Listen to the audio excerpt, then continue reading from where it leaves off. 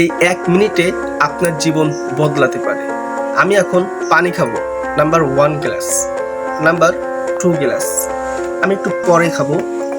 দেখুন, নাম্বার 2 গ্লাসে আমি প্রথমে দিলাম চিনি, নাম্বার 2তে দিলাম হুইলের গুঁড়া, নাম্বার 3তে দিলাম হলুদের গুঁড়া, নাম্বার 4এ দিলাম চাউলের গুঁড়া।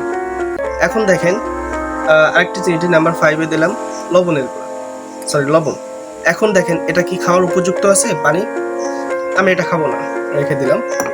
আমি নাম্বার 1ই খাবো। আপনার আমার জীবনটা ঠিক এমন। যদি আমরা এভাবে নিজেকে স্বচ্ছ রাখতে পারি, এমন ব্যক্তিত্ব ধরে রাখতে পারি, আমরা জন্মের পরে এমনই থাকি, তাহলে আমাদের মূল্য অনেক বেশি। এই পানি যেখানেই থাকুক, ছোট থাকুক, আমি এখান থেকে তাকে খুঁজে বের করে ব্যবহার করব, কারণ এটা আমার প্রয়োজন। সে নিজেকে অসাধারণভাবে ধরে রাখতে পারছে।